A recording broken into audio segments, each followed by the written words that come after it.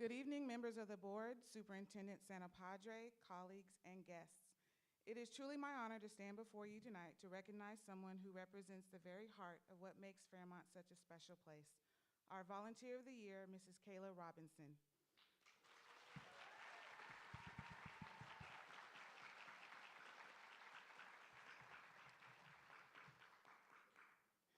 Now, when we say volunteers, sometimes people think of someone who helps out every once in a while, maybe signs up for a shift here or there. That is not Mrs. Robinson. Kayla didn't just join our PTC, she helped launch it, powered it, and quite possibly kept it running out of sheer determination, coffee, and a very detailed to-do list. As our PTC president, she has done it all. And when I say all, I mean all. If there was a frequent flyer program for bank visits, Kayla would have platinum status by now, because I'm pretty sure she made at least 10 trips just to get things up and running. Paperwork, handled. Meetings, led with confidence and grace. Events, if the lights are on at Fairmont, there's a very good chance Kayla is there with a smile. And speaking of events, let me paint a picture for you. Last year during our World Heritage Day, each class represented a different country. Her son's class chose Greece.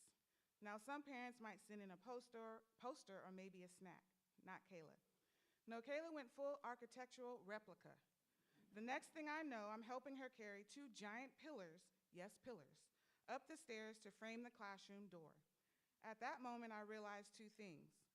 1, we were definitely committed to authenticity, and 2, I needed to start working out more if I was going to keep up with her. But that is who she is.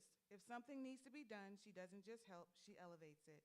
She has stepped in to pick up food for students, supported staff without hesitation, and shown up time and time again, even when life is busy, even when it would be easier not to. And through it all, she brings positivity, kindness, and a smile that lets you know everything is going to be okay. Kayla represents the kind of partnership every school hopes for, a parent who believes in the mission, who invests in the community, and who shows up not just when it's convenient, but when it matters. So tonight we celebrate not just what she does, but who she is. Mrs. Robinson, we see you, we appreciate you, and we are so incredibly grateful for the difference you make every single day at Fairmont. Congratulations on being named Fairmont's Volunteer of the Year, and thank you for everything that you do.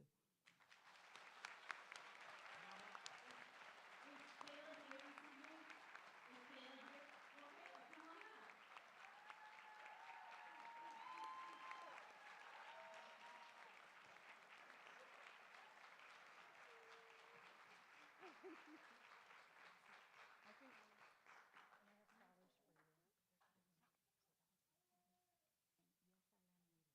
And yes, I laminated. And if you could look over and up. Come on, go to the middle, and you guys too.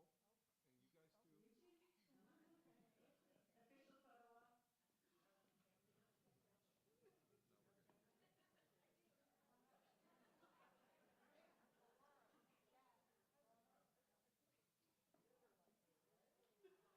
Family, friends, come on up.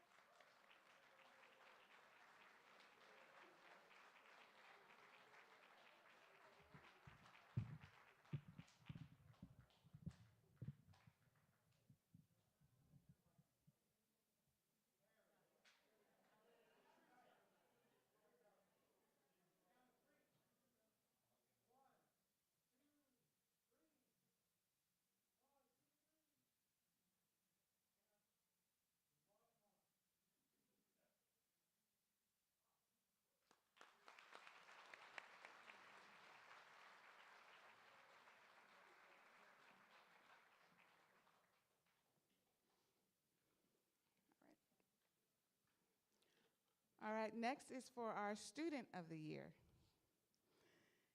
Isabella, lovingly known as Bella, Walkup is the kind of student who makes you wonder if she secretly has extra hours in her day, or maybe just a really strong sense of purpose and a great attitude.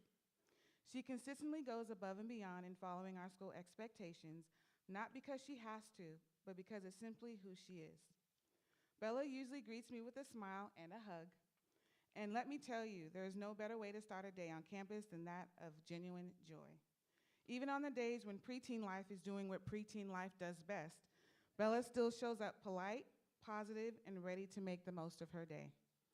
In the classroom, Bella is a quiet leader with a powerful impact. She treats everyone with kindness and works diligently, setting the tone for those around her.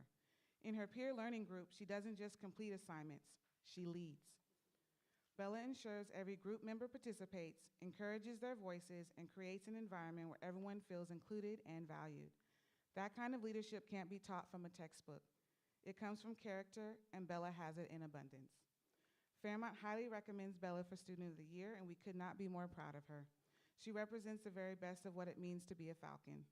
While we know she's off to middle school next year and will continue to do amazing things, she will always have a place here with us. Because once a Falcon, always a Falcon. And Bella, you will always soar.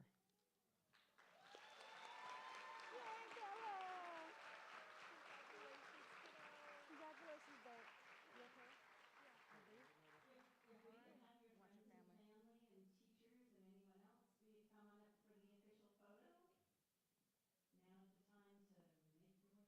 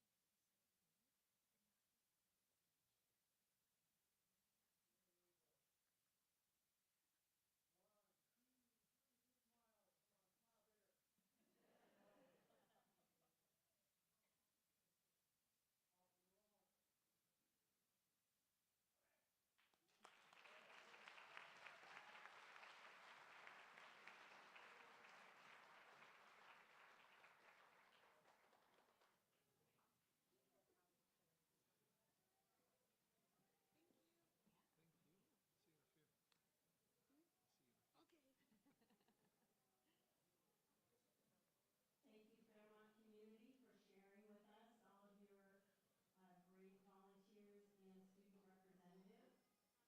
Moving on to item number 6, comments from the floor. Marianne, do we have any comment cards?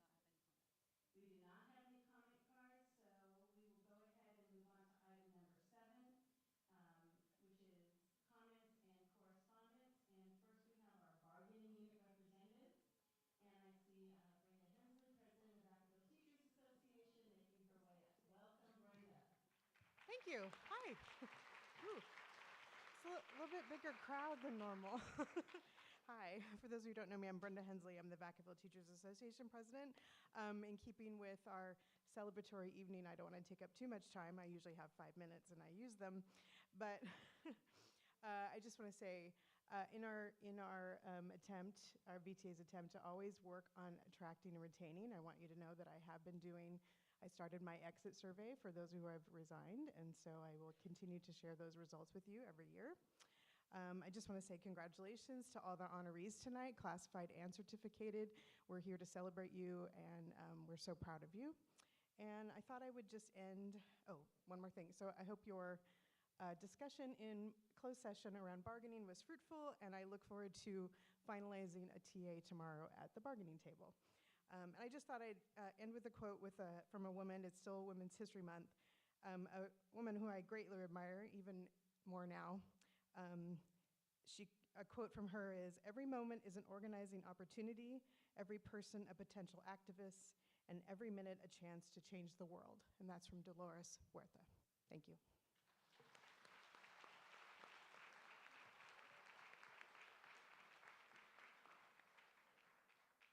And I see Barbara Hamilton making her way up. Welcome, Barbara. This is our president of SEIU 10 to 1. Good evening. Well, Wyatt, I'm sorry. I just messed all that up.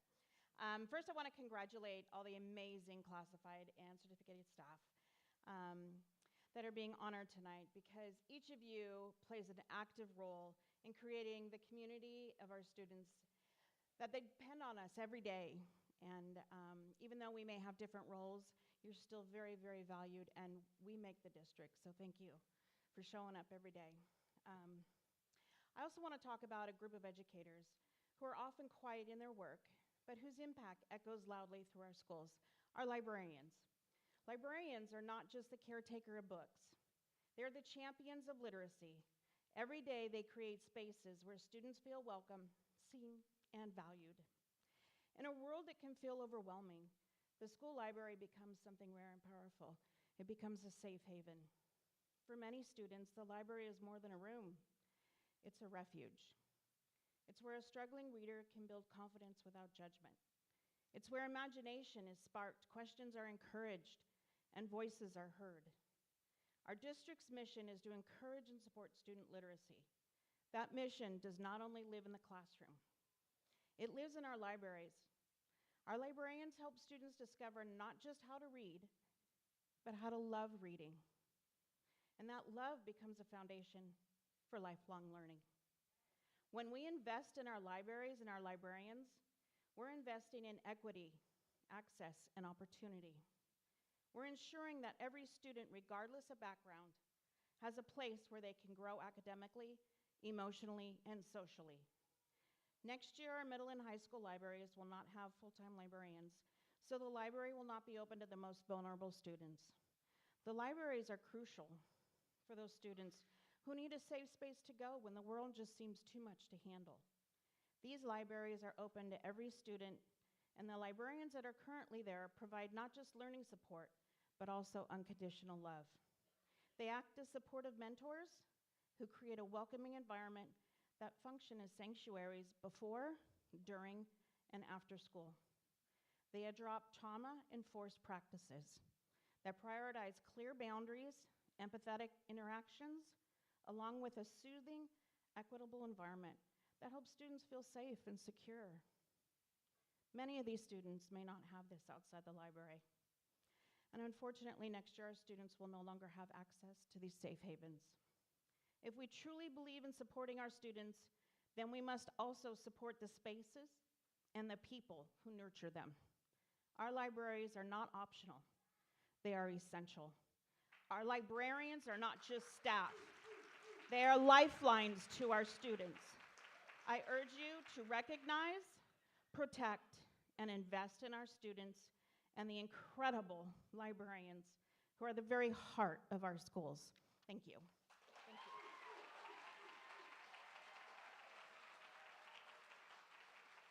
Thank you, Barbara.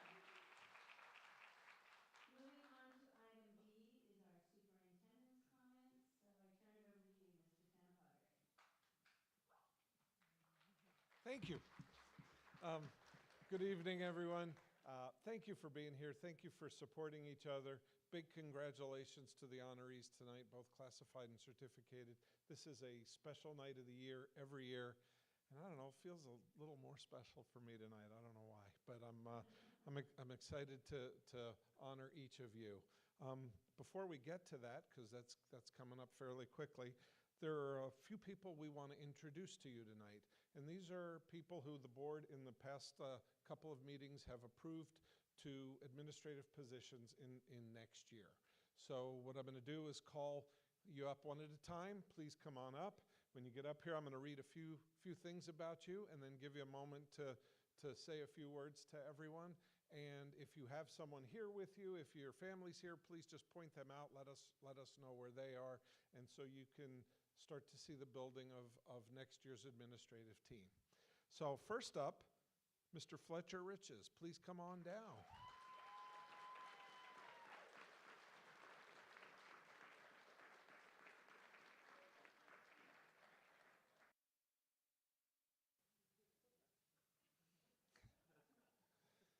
Okay, we are excited to announce Fletcher Riches as the new assistant principal at Jepson Middle School. Fletcher is a familiar face in our district, having previously taught Spanish at Vacaville High School. His educational experiences help him know exactly what it takes to help students thrive. His ability to connect with families in both English and Spanish make him an incredible asset to the Jepson community. Help give him a warm welcome home. Congratulations.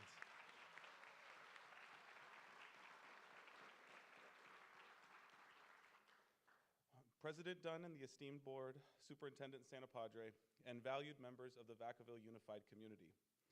I am very grateful for this opportunity to return to Vacaville Unified School District as an assistant principal at Jepson Middle School. I first started my career, as mentioned, as a Spanish teacher at Vacaville High School with many different roles and responsibilities before transitioning to an assistant principal at Dixon High School. And I gotta say, it does feel like I'm coming home. I am excited to work with the staff in a community that shares the same student-centered vision, commitment to academic achievement, and choices to prepare for the future. I hope to continue working with all community stakeholders to continue building upon the legacy as a 4-time school to watch, which is an impressive feat. I know that Jepson is a special place, having worked with many of the students who have transitioned to my classes at the high school. At the core of my leadership style is a commitment to collaborate with staff and family students. When we all work together, we can provide more targeted supports for students to be successful inside and outside of the classroom. My primary goal as I enter into this new chapter at Jepson Middle is to support students and staff to achieve the mission to prepare students to be college ready, career ready, and life ready by fostering a strong social and academic foundation. And looking out here and seeing all of the amazing educators and community stakeholders here, I know that I made the right choice in coming back to Vacaville Unified and at Jepson. Thank you for the opportunity, and I can't wait to be a Jaguar.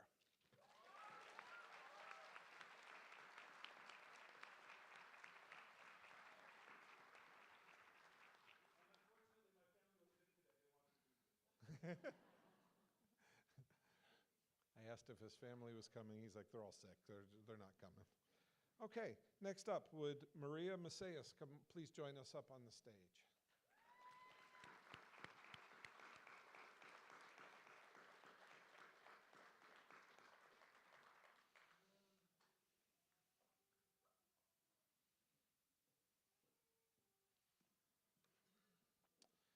We are thrilled to welcome Maria as our new assistant principal at Markham Elementary School.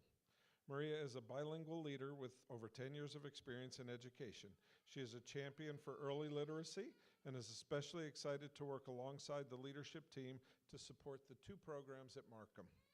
Whether she's coaching teachers on new strategies or meeting with families, Maria's goal to make sure every student at Markham feels seen and successful. She can't wait to meet our students and families. She's ready to hit the ground running in August. Congratulations, Maria.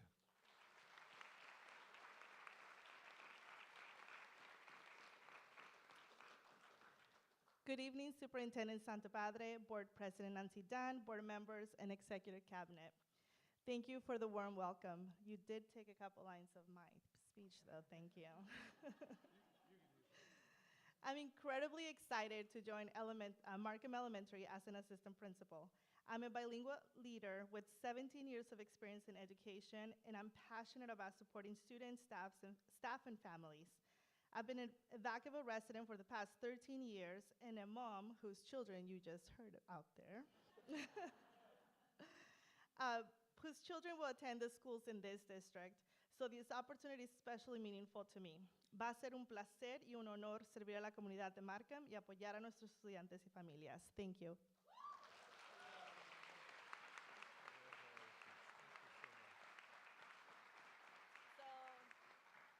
So you heard my family, future husbands over there, father-in-law, mom-in-law, something's with the baby, something like that. Yeah, they're out there.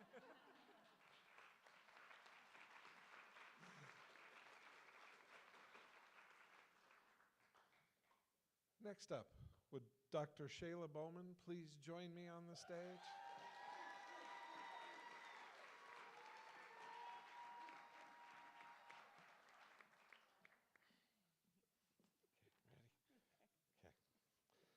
We are thrilled to announce that Dr. Bowman will be joining our team as their new Director of Human Resources. With over 20 years of experience as a teacher and administrator, Shayla comes to us with a deep commitment to and a passion for building joyful, inclusive learning environments. Shayla has a proven track record through her work at Fairmont Charter and believes the education is the key to unlocking every child's future and is dedicated to ensuring every student feels seen, celebrated, and empowered.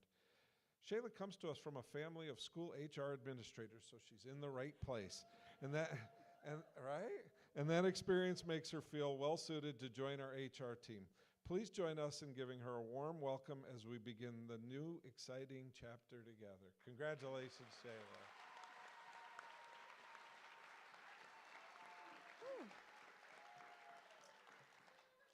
Good evening, President Dunn, trustees, Superintendent Santapadre, and all the guests. I was told to keep it brief, and if there's one thing I can do, I can follow directions. I am truly honored to serve as the new Director of Human Resources for the 26-27 school year and grateful for the trust you've placed in me. I am also deeply appreciative of my family for their constant support, for always helping me stay grounded, and for pushing me to be better every day. Go ahead and stand up because I'm almost finished. I look forward to working alongside such an incredible team and making a positive impact, and I promise to pace myself, at least most days. Thank you so much, everyone, and I look forward to the new journey.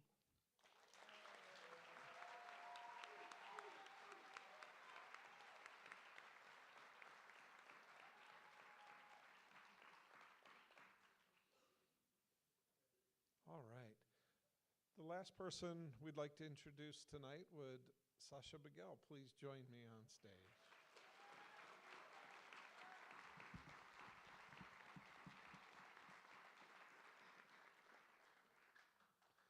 We're going to see who gets emotional first. I don't know. You? Okay. All right. We are thrilled to announce Sasha Begel has been selected to be our new superintendent of schools for Vacaville Unified School District.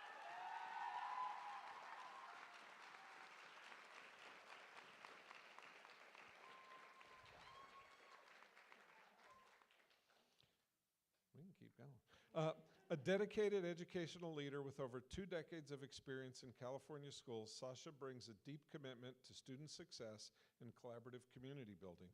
Throughout her career, Sasha has proven herself as a visionary leader who translates complex challenges into sustainable systems for students and staff.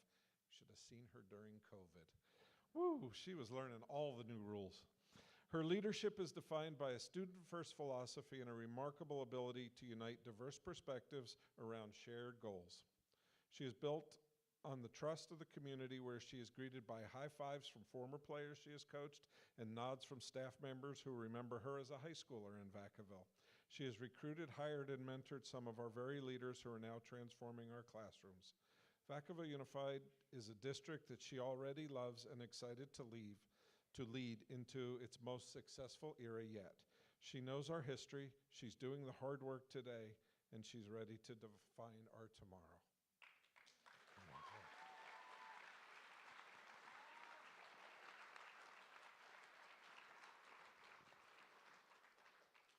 In case we were keeping score, my husband's actually crying first. Good evening, Superintendent Santapadre, President Dunn, governing board members, VUSD staff, and community. It is a profound honor to be selected to lead this district. I want to thank the governing board, not just for your faith in me in this position, but for the gravity and care you brought to this selection process. Your dedication demonstrates exactly what I already know about this community and this board, and that is that we treat the future of our schools with the importance it deserves. I'd also like to thank our current superintendent, Ed Santapadre. Your leadership and guidance has been instrumental, not just for me, but for so many in this room and across the district. I certainly have big shoes to fill, and I hope I make you proud. I'll admit, I didn't always consider myself a hometown girl here in Vacaville. As soon as I graduated from high school, I fled and went as far away as I could across country to attend college. And while that experience was invaluable and wonderful for me, it taught me something else essential. I missed the unique bonds that we have here in Vacaville. And even when I began my career in education, I didn't start in Vacaville, but rather I spent time in our neighboring school districts, gaining different perspectives and honing my leadership skills. But when I returned to VUSD 9 years ago as a special education director, I knew immediately that I was home. And frankly, there is simply nowhere else I'd rather be. In VUSD, we are driven by a singular mission: to graduate our students with more than a diploma. We know now more than ever that a diploma is only the beginning. True success is found in the character our students build, the resilience they learn, and the relationships they form while they are with us. That mission doesn't happen in a vacuum. It happens because in VUSD, we are all interconnected. Our honorees tonight for Classified and Certificated of the Year represent the very best of us, but they also represent the power of our collective effort, whether in a classroom, on a bus, or maintaining our campuses. It is the shared dedication of every staff member that builds the foundation for all that we achieve. So tonight, we celebrate these individual stars, but I also want to celebrate the constellation that they form together. Education doesn't happen without caring, skilled, and dedicated people. We are fortunate in Vacaville to have the very best classified, certificated, and administrative rock stars of education. Give yourselves a hand, every single one of you.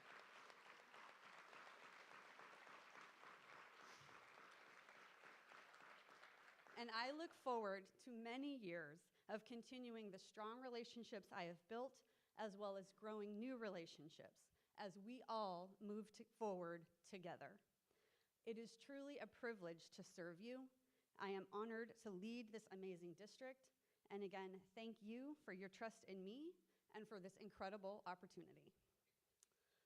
Thank you.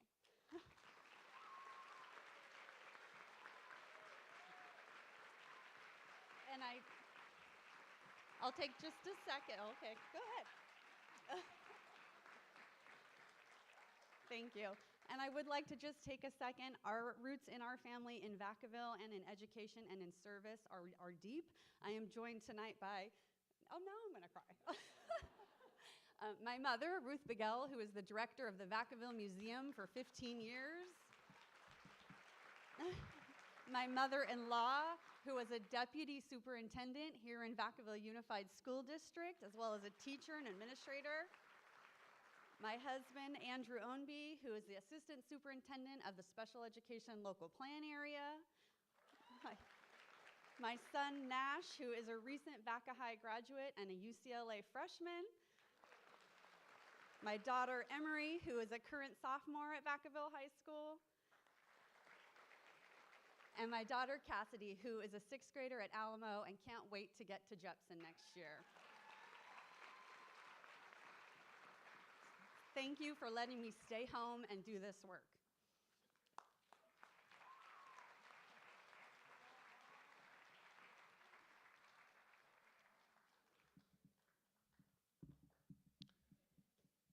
President Dunn, that concludes my report.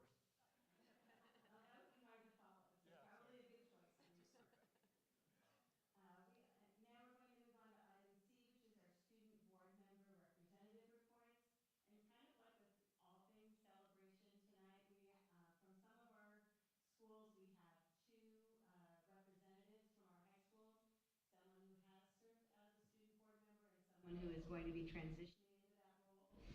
So you may see one or two people come on up. So what I'm going to do is first call up our student board member from Vacaville High, our two student board members. So if we could have Kenji and Dylan come on up.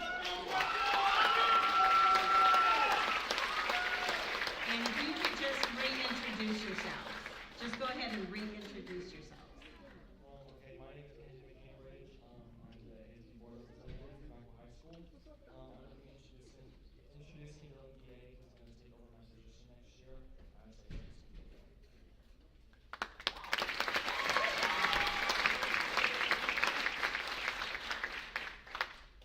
Good evening, Board President Dunn, Superintendent Santa Padre, and members of the board. My name is Dylan Gay, and I am filling in for Kenji tonight. Vaca High has been doing well as juniors head into their last week and CASP testing next week, and our students are excitedly waiting for their spring break. To begin, our yearbook staff has been hard at work adding the final important touches and fine details to the book, as their deadline for their entire book is They've been working on this book since the end of last school year, and they're finally ready to print yet another amazing keepsake. Senior leaders and student council have been discussing prom and what that will look like.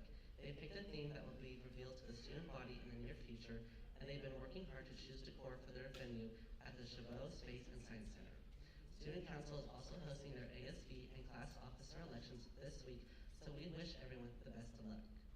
With that, student council and Link Crew have been working hard on more, putting together fun events and dress-up days, such as bowling in the quad during lunch for a prize on Waikiki Wednesday, where students will wear tropical gear, and we will be handing out otter pops during lunch on Tuesday, celebrating our overall theme, Party Rock. FFA had their annual conference where they were involved in many activities and got to watch the next chapter officers get elected. Next, AP Gov watched the floor meeting at the Capitol. They then met and spoke with Assemblywoman Lori Wilson, who represents the 11th District, Solano County, where they got insightful answers to the many questions they asked. After the meeting, students toured the Capitol and then walked down to the Doco area to eat food and shop at the leisure. Unity Fair is tomorrow after school. Various clubs will be out tabling and showcasing what they're all about. Food trucks will also be there serving various cultural foods like pupusas, and VHS Choir will be there to perform. Lastly, Black Student Union held their talent show last Friday. It was a major success with performances of various artists such as Noah Kahan, Sienna Spiro, and more, as well as food eating contests and even a student band. That concludes my presentation. Thank you for your time.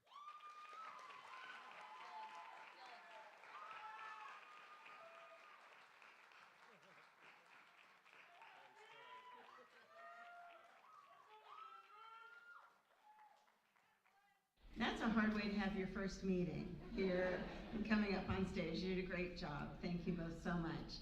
And I think we have another pair coming up from Wilsey Woods. So we're going to have Olivia and Kaylani come on up. And please reintroduce yourselves.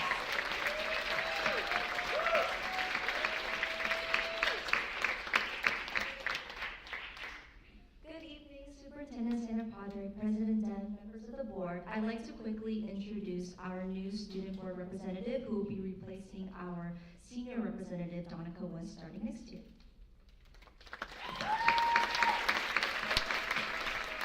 Hello, I'm Kaylani Wande. I'm a freshman and I'm excited to assisting Olivia as school board representative next year.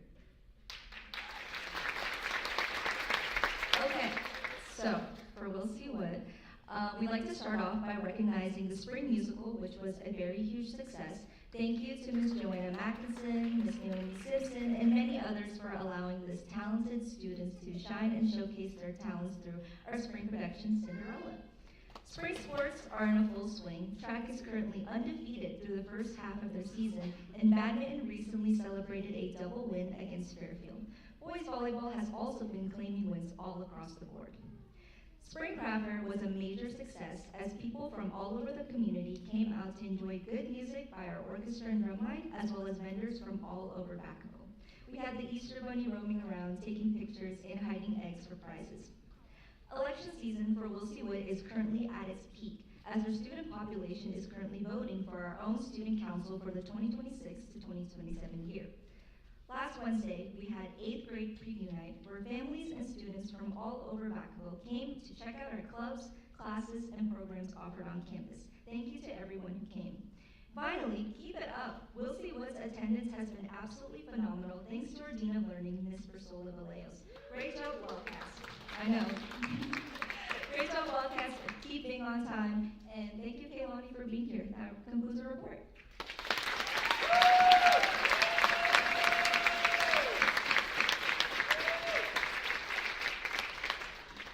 Next, we have Audrey Adams-Teal from Chemie. Come on up, Audrey, and please reintroduce yourself.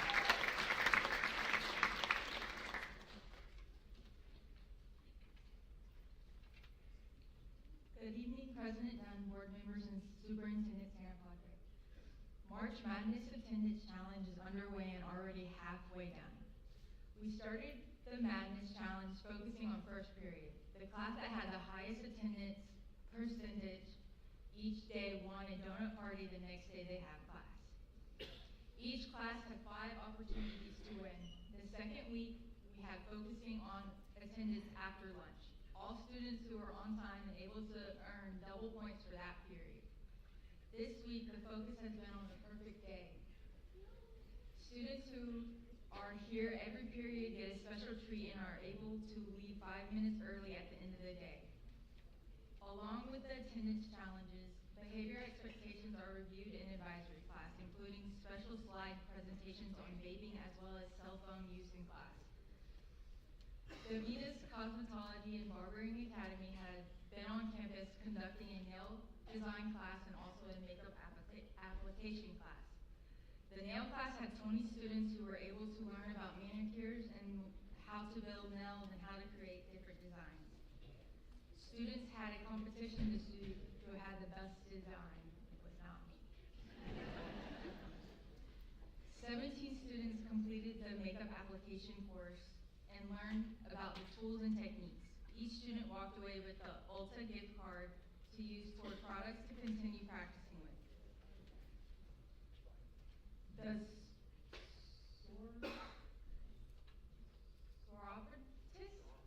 Soroptimist, thank you, International Organization began a three-part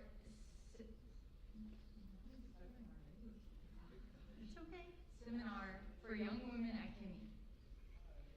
The seminars will be after school on one Wednesday a month, focusing on goal setting, healthy relationships, and stress management. Soroptimists provide lunch, raffles, and scholarship opportunities for students who have completed all 3 sessions. Also, the Solano County District Attorney's Department is bringing a fentanyl awareness campaign to Kimmy. A team that includes representatives from the law enforcement, emergency services, as well as the DA's department are presenting to all health classes and all service and safety classes. Lastly, the Western Association of Schools and Colleges visited Kimmy March 16th through the 18th. This team reviewed all aspects of Kimmy, including meeting with parents, students, staff, and district personnel to determine Kimmy's next accreditation cycle. This visit went very well, and the team was very impressed by all that Kimmy has to offer. Thank you.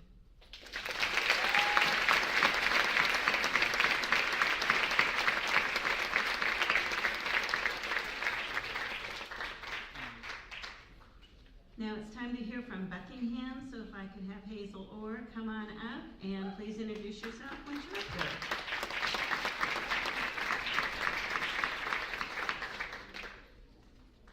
Good evening, governing board members, board president Dunn, and superintendent Santa Padre. My name is Hazel Orr, and I'm happy to provide an update about Buckingham's recent and upcoming events and stand in for Daniel tonight as he was unable to attend due to unforeseen circumstances. In recent events, a group of Buckingham Theater and Choir students had the opportunity to go see Spamalot in San Francisco last Friday. They enjoyed the experience of seeing this Broadway performance.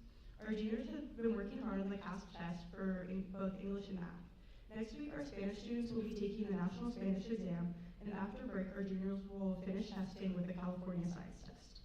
In current and upcoming events, Buckingham's 4th annual art show at the Vacaville Art League and Gallery continues through April 12th. The gallery is open Thursday through Sunday from 12 to 4 p.m. We have our 4th annual dodgeball tournament this Friday after school. We have a staff team participating, so the student teams are looking forward to competing against them. Tomorrow, our inter and upperclassmen committee is putting on our 2nd freshman forum of the year. It is an opportunity for the freshmen to bond, build community, and celebrate the successes from their freshman year. Prom ticket sales begin next week from Tuesday to Thursday, and our juniors and seniors are looking forward to our Summer to Remember theme prom. Our Hydro Robotics team number 2288 had their first competition of the year last week in Elk Grove. There were many ups and downs with the competition, but they ended the weekend winning 3 matches. They have their next competition in Pittsburgh during the first weekend of April. In athletic news, our varsity girls soccer team and varsity baseball teams both had away games at 4 p.m. today, so we're looking forward to finding out the results of those. Our varsity softball team is currently 2-1 for preseason, so they're doing well, and their next game will be April 9th, which is the start of the official season. Our track and field team is attending the Bronco Roundup at Bella Vista High School this upcoming Friday and Saturday. Thank you for your time this evening.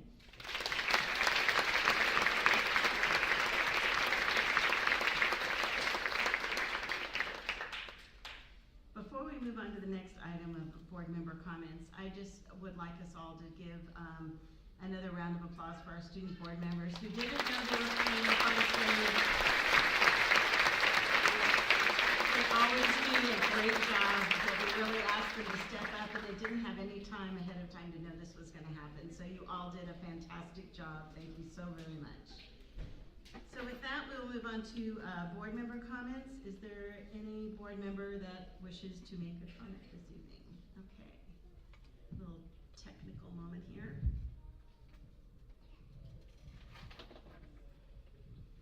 Thank you. So I just wanted to let the public know that excuse me, we have the Kiwanis Club. They're doing a join us for a picnic at the park at Magnolia Park in Vacaville. So they do tutoring throughout in our district in the summertime and in Fairfield district. So they're part of a really great tutoring program. And it's going to be Saturday, April 18th from 10 a.m. to 2 p.m. You'll be able to have some fun-filled activities with kids' activities, programs, tutoring, meet and greet, pack a blanket and snacks, relax and enjoy the park. You can go to info@kiwanistutoring.org. And also, Superintendent Santapadre, he said that he'll put that on the community bulletin board. So it's a lot of fun, and there are a lot of great students. They get a lot of great help from the Kiwanis Club. They also have you'll see a program, a summer program, tutoring program, flyer also on the website, so that you can sign up your K through 8th grade from let's look at March 30th to May 19th to get help with homework, IEP support, and enrichment programs. So it's 6 weeks, and it can be virtual or in person. It looks like it's at the Solano County Libraries. So again, info@kiwanistutoring.org. And we're just really grateful for the Kiwanis Club networking with our communities to help our students be successful. Vote for me. Any other board members?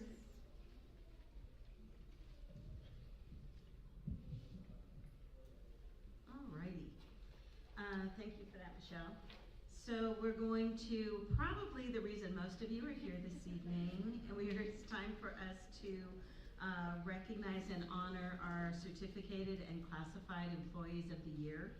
So if I could please have Assistant Superintendent of Human Resources, David Robertson, come up on stage, along with President of Vacaville Teachers Association, and Brenda Hensley, and also President of SEIU Local 1021 Barbara Hamilton. I know they've got a plan for how they're going to share all the duties to get everyone honored this evening. I do want to say, while everyone's sort of getting in place, we do have some people who are still standing. There are some seats. If you would like to make your way in, you're welcome to do that, or stay where you are, whatever you are more comfortable with. So what we will have is as the honorees come up, they will stay up on stage, and so we will have some official photos, but also an opportunity for friends and family who might want to come up and take photographs. So with that, I think I have talked long enough, and I will turn this over to Dave and Barbara. So good evening, President Dunn, Superintendent Sabri, Assistant Santa Padre, and members of the board. Tonight we're honored to recognize the 2025-26 classified and certificate staff of the year. Joining me now is Barbara, our SEIU's president, to help celebrate our classified honorees. Later, Brenda, downway Brenda, with Ann, our VTA president, will join us to recognize our certificated staff. As your name is called, please come forward to receive your certificate from these lovely people down below, and then you're going to join us up on the stage for a photo. Please understand, Alamo, Browns Valley, Buckingham, you're going to be up here for a while, okay? Because we do it alphabetical order. So just understand the process as we go through.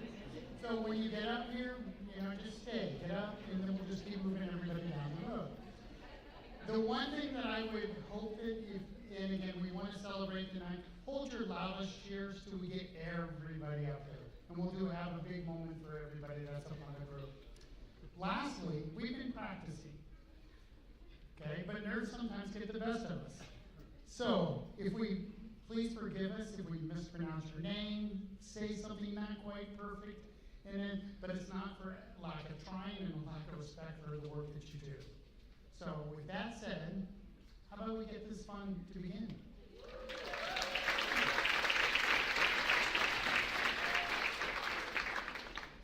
Our first honoree is Kevin Rogensky.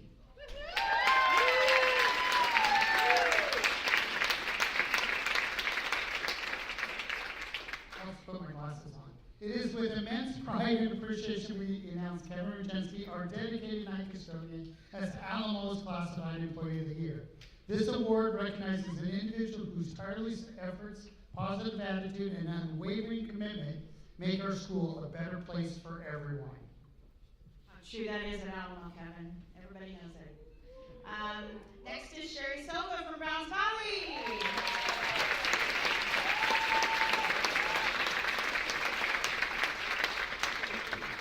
Sherry is an exemplary member of the Browns Valley team whose dedication, positivity, and unwavering commitment to our students and families make her an invaluable part of our school community. Sherry's service is not only essential, it is inspirational. Her kindness, reliability, and genuine love for our students make her profoundly deserving of this honor. Browns Valley is a better, safer, and more caring place because of her.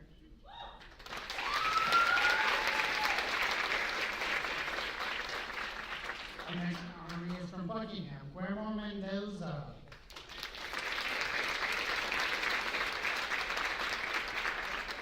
Guillermo is best known for his abilities to build relationships with students and staff. His commitment to fostering a supportive atmosphere has earned him the respect and trust of the students, faculty, and parents. He truly embodies Buckingham's values, making him an ideal candidate for this recognition.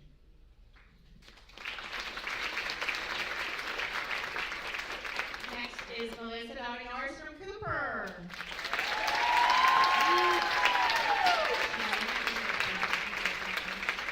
Melissa is an extraordinary paraeducator whose skill, dedication, there she is, and heart have had a profound impact on our transitional academic program, our TAP program, our students, and our entire school community. She is a calm, determined, and dependable presence, someone who consistently does whatever it takes to support student growth. She believes deeply in every child and approaches even the most challenging behaviors with patience, kindness, and a solution-oriented mindset. She has also become one of the most dedicated advocates for our paraprofessionals I've ever met. So.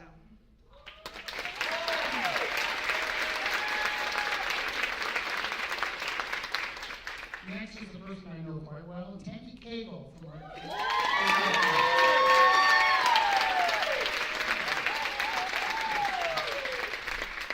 Tammy's commitment to our district is virtually unparalleled. She has been an employee of VSD for nearly 23 years, with the last 14 years serving in a critical role as a classified administrative assistant within the HR department. She possesses an invaluable deep understanding of the complex administrative processes, regulatory compliance, and institutional operation. Tammy is an outstanding colleague. She is proactive, exceptionally reliable, possesses a calm and professional demeanor that makes her a stabilizing force, even during high-pressure periods.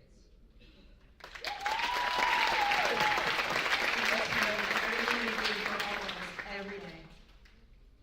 Next is Tricia Dykstra from Edwin Markham. Tricia is the kind of person every school hopes to have at the heart of its front office. Steadfast, gracious, and unwavering in her commitment to supporting students, families, and staff. She is someone everyone can count on. She approaches each day with kindness, professionalism, and genuine care, creating a welcoming environment for all who walk through our doors.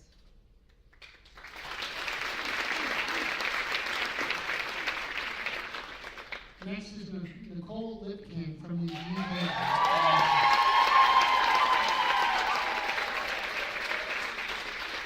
Nicole is an exceptional paraprofessional whose kindness, dedication, and unwavering positivity makes her an invaluable member of our school community. One of Nicole's greatest strengths is her ability to build meaningful connections with children.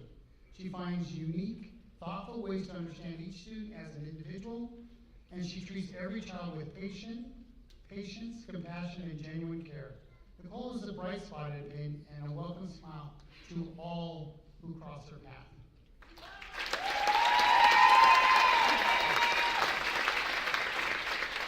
Next is Maria Espino from Fairmont. The staff at Fairmont consider themselves incredibly fortunate to work alongside Maria. She's dependable, responsive, and fiercely dedicated. Our students adore her and often rush to help her with the small tasks, simply because they enjoy being around her. Maria is quiet, yet mighty force on our campus, kind, steady, and deeply respected by all, and an amazing custodian. Thank you, Maria.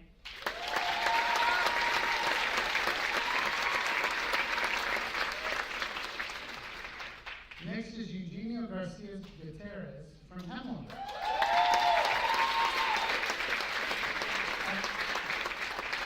As a leader, Eugenio is phenomenal. He serves as an inspiration for the custodial team, providing the necessary training, clear feedback, and essential support. He is an outstanding team player who focuses on collective success. His unwavering commitment to our tiny gem of a school has resulted in an expertly maintained campus that students, staff, and families can be proud of. Next is the Steelers, Jean Collison. Jeff brings a smile and can-do attitude and a heart big enough to feed the whole community. The relationships Zia and her team have built with our families, students, and staff are irreplaceable.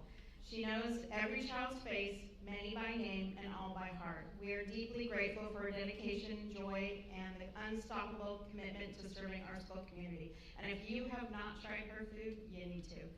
So good.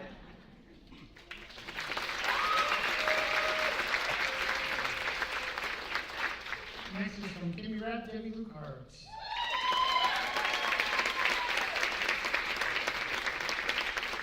Debbie emphasizes the very best what makes our school a welcoming, efficient, and nurturing place to learn and work. Beyond her technical strengths, Debbie has contributed something that's invaluable to our school culture, a genuine sense of care and connection. She treats every individual with respect and dignity, helping create an environment where people feel seen, valued, and supported. Next is Sunny Kwame from Maintenance and Operations.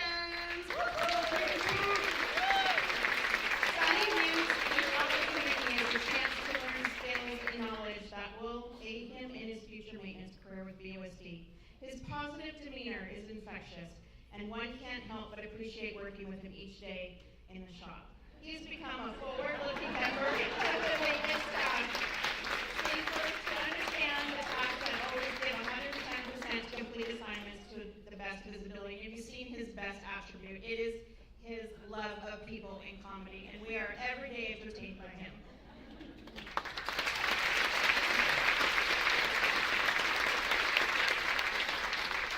Next from Zeta Thrower is Claudia Gallegos Perez. For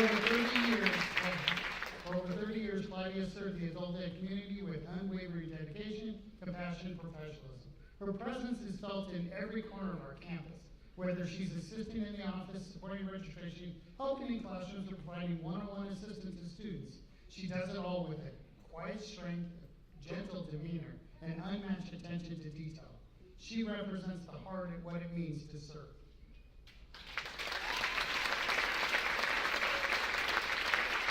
Casey Collier from Orchard.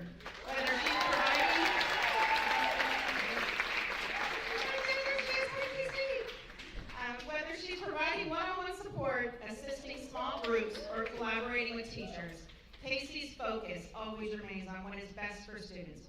Her ability to connect with children and help them believe in their own abilities is one of her greatest strengths. Casey is not only reliable and dedicated, but she also models what it means to truly care about students and colleagues alike.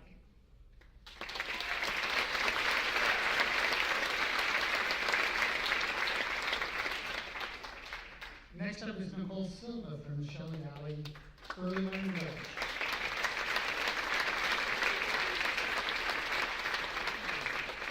Nicole constantly goes above and beyond the requirements of her role, acting as a true partner to the teaching staff and administration. The pride she takes in her work is evident in the consistently immaculate and well-maintained facility, which directly contributes to a safe and optimal learning environment for our young students. She works diligently to ensure the facility is always at its best, exceeding standard expectations for cleanliness and operational readiness. Thank you so much. Next is Ruben Valencia from Sierra Vista. Come on down, Ruben. Ruben's peers share that he is the kindest, most deserving, and hardest working person we know. He has a truly warm and friendly presence, and he never fails to brighten a day with a kind hello and a welcoming wave. We are honored to recognize this individual for his tireless work, his exemplary service, and constant kindness he shares with our community. Thank you, Ruben.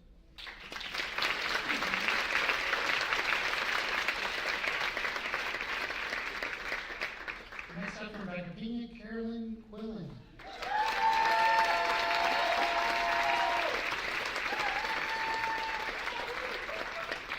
As head secretary, Carolyn brings an unwavering level of professionalism and care to her role. Her warm smile and friendly demeanor extends to all who visit and work at Academia, help create an inviting and supporting environment in the front office. She is both an exceptional person and an outstanding colleague, someone who constantly demonstrates remarkable dedication to supporting students, staff, families, and our entire community.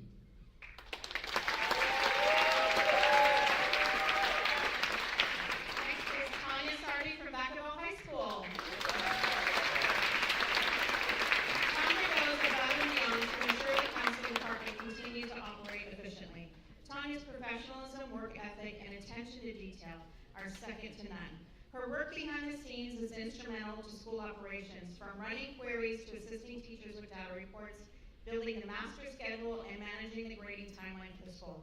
Tanya supports learning in the classroom and all school operations by making sure our data is accurate and timely.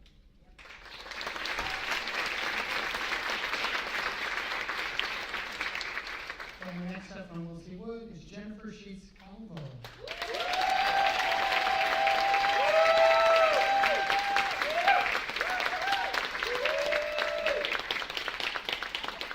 Jennifer is a perfect mix of strength and empathy when working with students. She is smart and quick, always willing to jump in and help, and constantly able to support teachers and other staff members. She does a great job of making students feel heard while still being firm in her role as discipline secretary.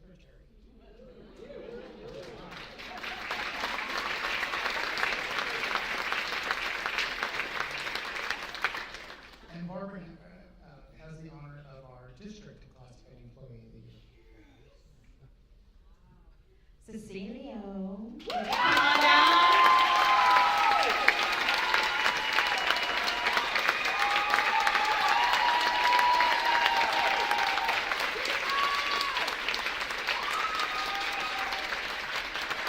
Mr. Cecilio exudes an eagerness to help and a contagiously positive attitude. When a staff member needs help, Mr. Cecilio not only immediately responds, but he approaches each situation with patience, a sense of humor, and a desire to problem solve. Mr. Cecilio has always developed meaningful relationships with many students at Jepson. In the mornings, he often greets the students as they arrive at school. At lunchtime, he can be seen joking with students in the cafeteria. There is a student at Jepson who has a difficult time transitioning to his classroom in the morning when he arrives at school. He is often reluctant to leave the parking lot. Mr. Cecilio has developed a special bond with his student. On days when the student is struggling, Mr. Cecilio meets him in front of the school and walks him to class, helping the student feel safe and comfortable enough to go in his classroom. This is far beyond the scope of Mr. Cecilio's job and an example of his true commitment to the Jepson community. Thank you. Let's give them all one big round of applause.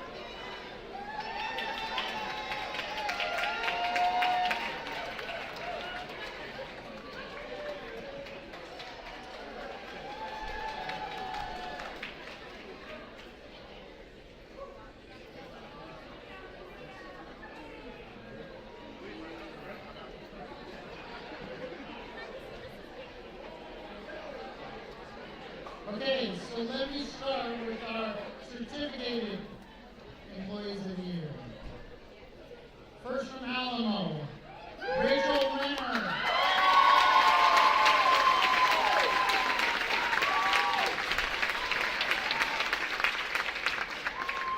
Rachel embodies the spirit of the Alamo Eagles, demonstrating exceptional leadership, fierce loyalty to her students, and an unparalleled ability to help every student take flight towards success.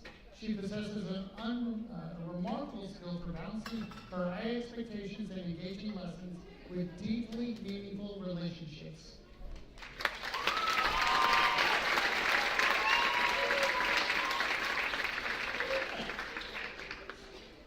And now from Browns Valley is Amber Davis.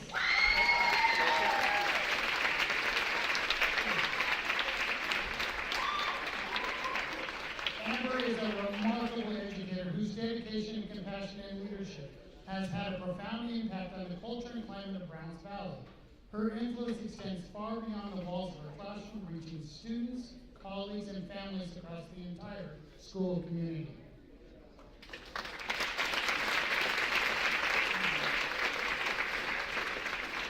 Next up is Rebecca Belial Delgado from Buckingham Collegiate Charter County. Mrs. Belial Delgado's organization is legendary. She always has her grade book up to date, lessons prepared well in advance. She spends much of her summer planning out of her entire school year, and a plan to address the needs of her students. She is constantly seeking ways to improve her practice. Her gentle and kind demeanor leads to students feeling safe to approach her and ask for help.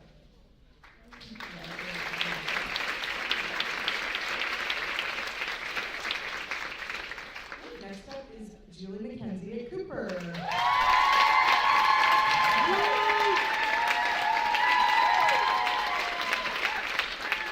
Julie exemplifies the very best of our profession. Her tireless dedication, unwavering kindness, and deep commitment to student learning make her an exceptional representative of Cooper School. Her leadership extends beyond her own classroom. She mentors new teachers, collaborates closely with her grade level team as an advocate for staff as one of our Vacaville Teachers Association representatives. Thank you, Julie.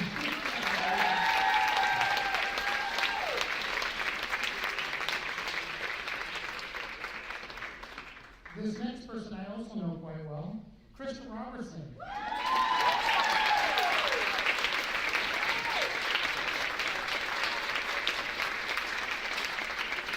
Krista is a natural leader who models professionalism, passion, and creativity. Her commitment to supporting colleagues is unparalleled. She has been the driving force behind ensuring all VSU elementary teachers receive professional development in the science of reading, guiding the district towards aligned, effective, and research-based literacy practices.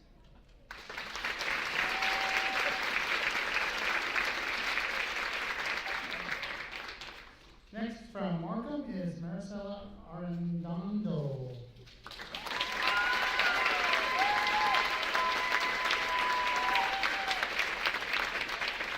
Maricela's teaching philosophy is rooted in the belief that every child deserves access to high-quality, differentiated instruction and a nurturing environment where they can thrive. She strives to remove barriers to learning, build upon student strengths, and celebrate diverse learning styles.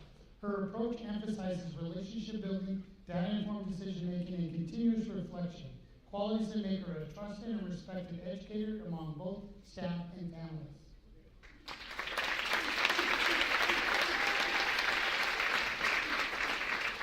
Next up from Peyton is Najat Carr.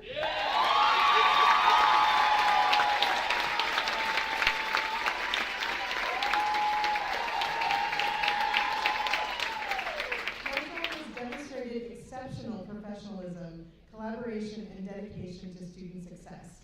Her classroom is a place where curiosity is encouraged, growth is celebrated, and every child feels valued.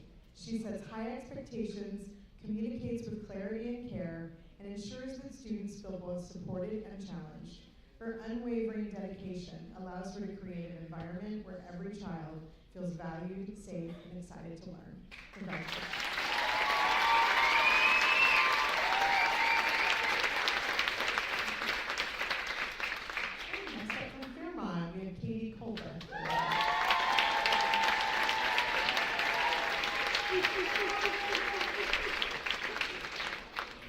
Ms. Colbert jumps in with both feet in everything she does. Whether it is a new initiative, a school event, or an unexpected need, she volunteers without hesitation and approaches every task with poise and grace. She is unwavering in her commitment to our school community and is truly one of our most dependable and enthusiastic team members.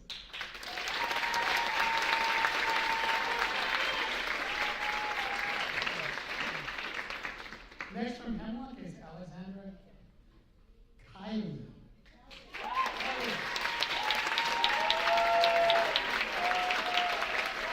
A highly skilled professional, Alexis brings crucial expertise in special education to our campus. She is exceptionally organized and articulate, which makes her an effective and clear communicator in all settings. Her attention to detail paired with her genuine care for her students and her knowledge of instruction lead to students making significant progress.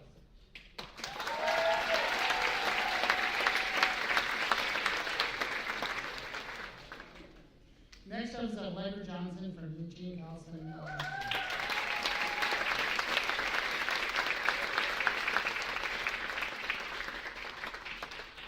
If you know Allegra, you already know who this. She has a huge heart for education and even a bigger one for her students.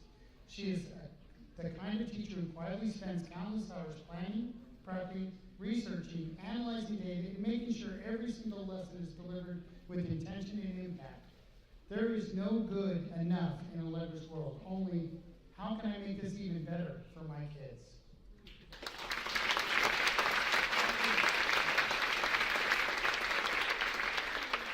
Next up from Kimmy Rapp is Greg Lyon.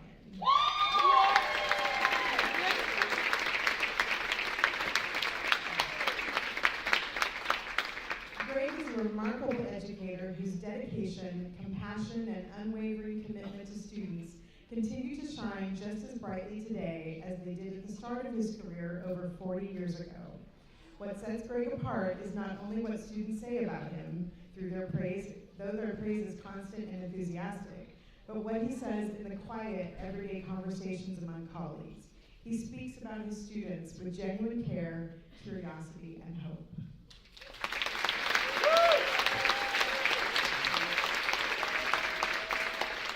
And from Rosetta Thrower Adult Education Center, Carla Valdez.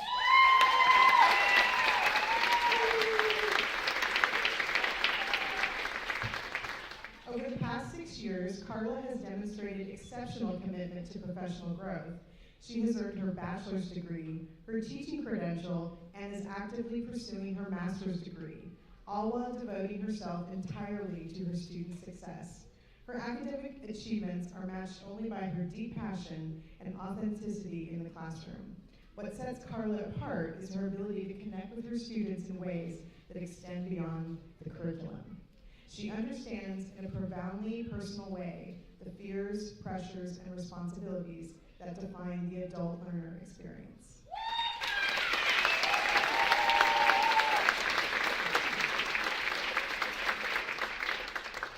Next up is Kendra Spolstra from Orchard.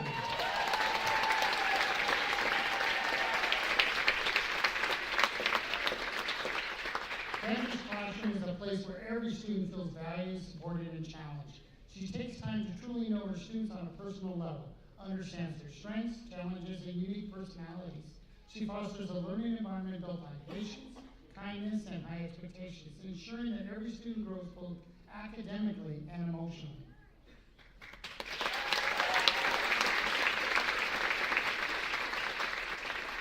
From Shelley Valley Early Learning Village, Lisa McLeod.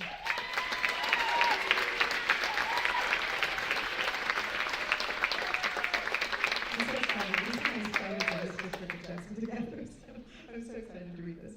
Lisa is not just an exemplary teacher for her students, she is an invaluable mentor and role model for her colleagues. Her commitment to ensure that all students are served with excellence is seen in the quiet and consistent way she goes above and beyond to support other teachers. Whether it's providing valuable advice and guidance to a first-year teacher or sharing innovative tools, Lisa's selfless dedication directly helps her colleagues enhance and improve their own skills and strategies.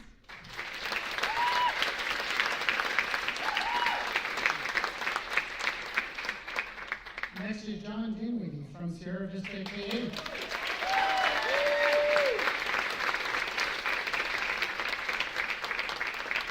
Every morning, John welcomes students out in the yard to begin their day with positive connections.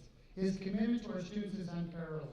He is an anchor for those who need a trusted adult, possessing both the necessary content, knowledge, and social-emotional skills to provide a valuable, safe space. His investment in their long-term success is evident as he even keeps in touch with many students long after they leave SV.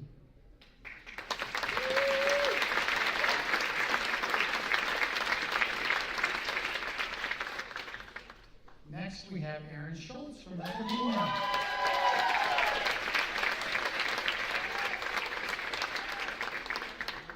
Erin's dedication to the English students and her English learner students consistently exceeds expectations and reflects her deep commitment to ensuring every student feels capable, supported, and valued. She works tirelessly to help her students succeed, particularly in preparing her English learners for the LPAT, where targeted instruction and individualized support and persistent encouragement makes a measurable impact on student growth.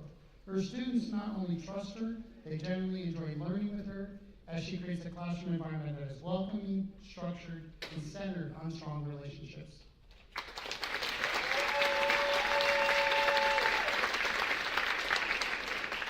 And from Vacaville High School, Brian Riley.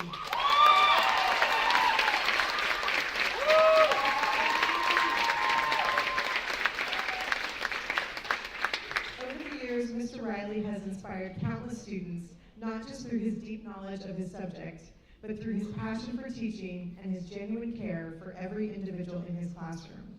He has a rare talent for making even the toughest topics engaging and understandable for all learners. Whether it's through hands-on activities, real-world connections, or interactive technology, Mr. Riley keeps his students motivated and exciting to learn.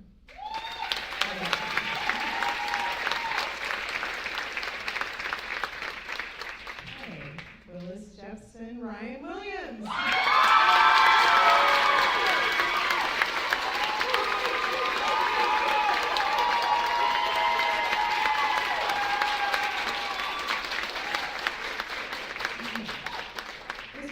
Holds his students to high levels of rigor while also supporting and encouraging them.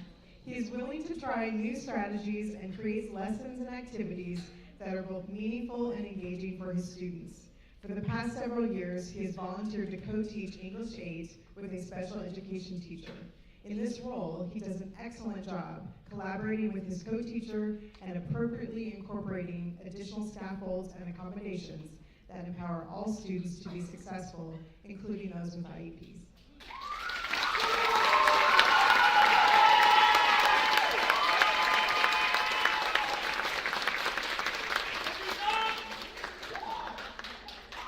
Dave's going to let me do the honor of announcing our Wilsey Wood and our Vacaville Unified School District Teacher of the Year, Christina Mitziopoulos.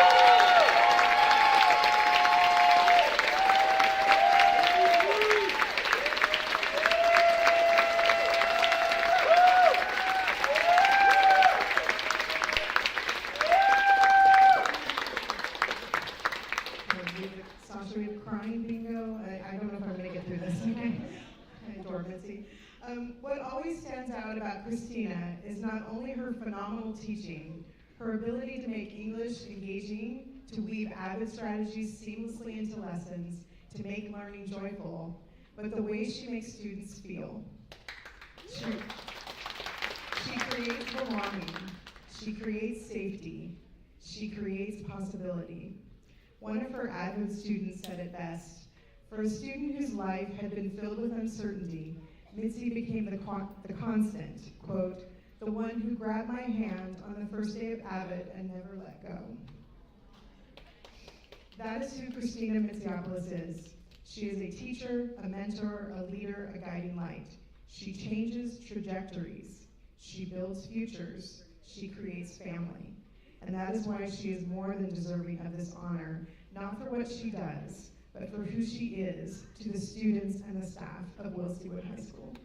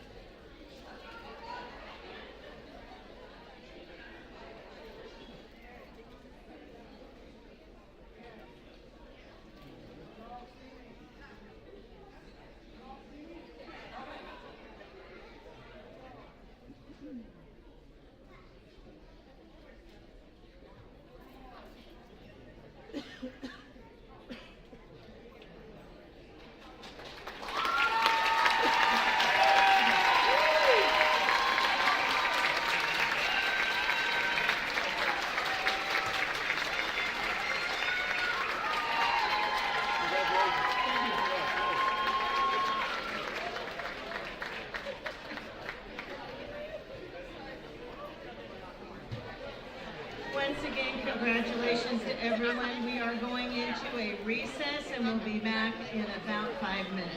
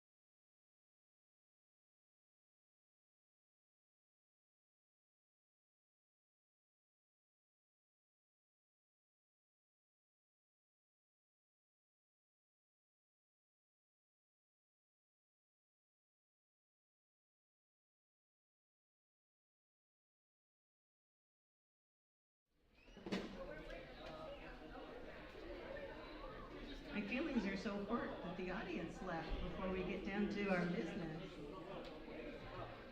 You'd think they only came to celebrate their friends. What's up with that? All right. The governing board is back in session. So we are going to go to our action items.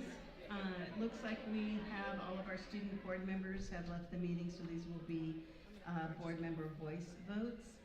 So item 9A, approval of the 2026-27 transit plan. It is requested that the board approve the district's 2026-27 transportation plan as presented.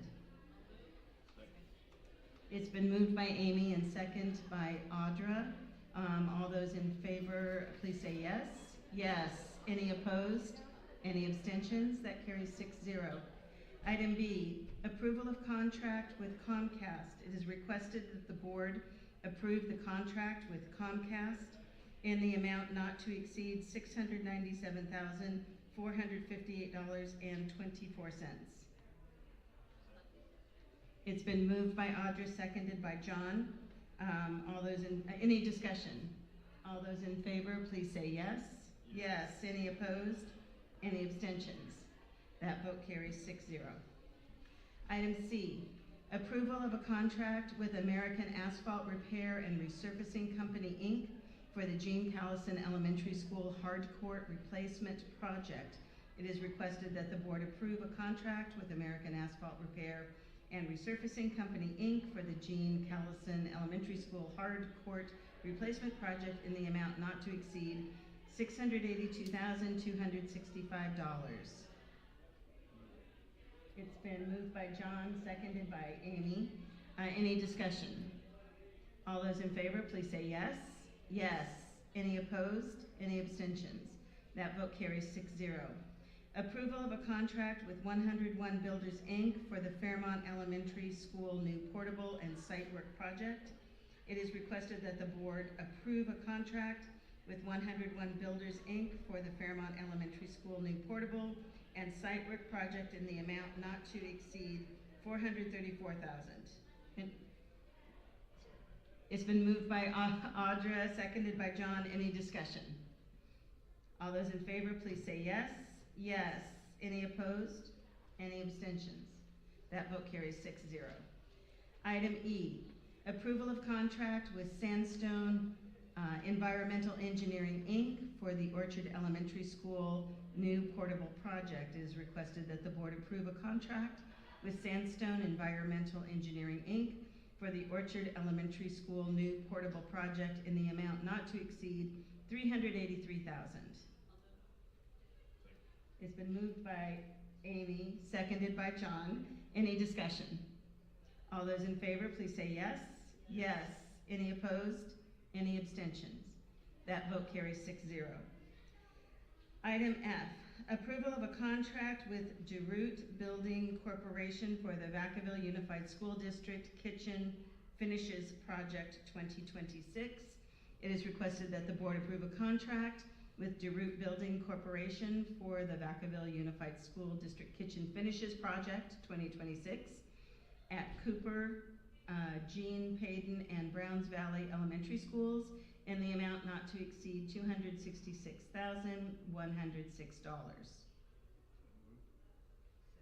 It's been moved by John, seconded by Audra. Any discussion? All those in favor, please say yes. Yes. Any opposed? Any abstentions? That vote carries 6-0. Approval of a purchase order with Palmer Hamilton Design. It is requested that the board approve a purchase order with Palmer Hamilton Designs as presented in the amount not to exceed $140,720.29. It's been moved by Amy, seconded by John. Any discussion? All those in favor, please say yes. Yes. Any opposed? Any abstentions? That vote carries 6-0. Item H, approval of an amendment for a contract with Pinnacle Petroleum, Inc.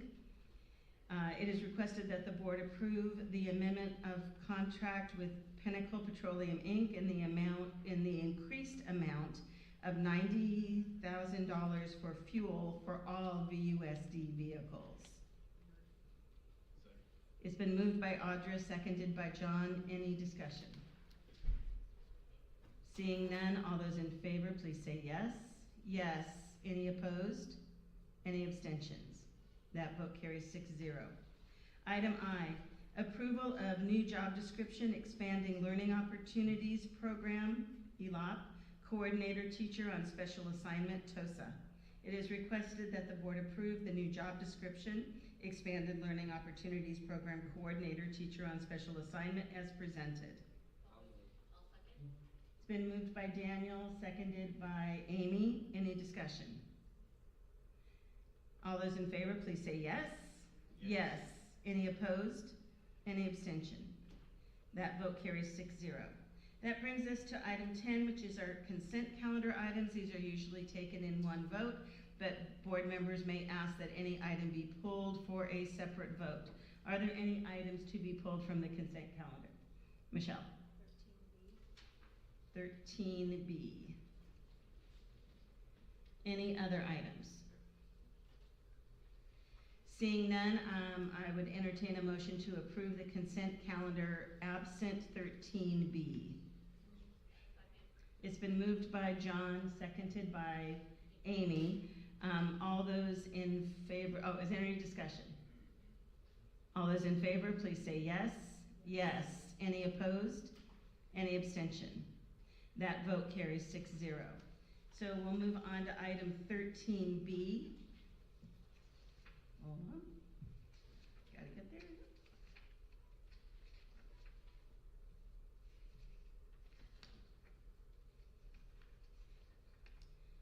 So that's the approval of supplemental instructional materials for English Language Arts grade 10, correct? Okay. That's 13B, I think. It's instructional materials for AP psychology.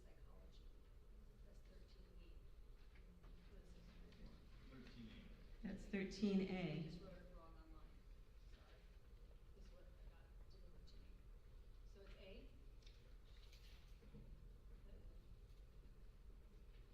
Well, technically 13A has already been approved.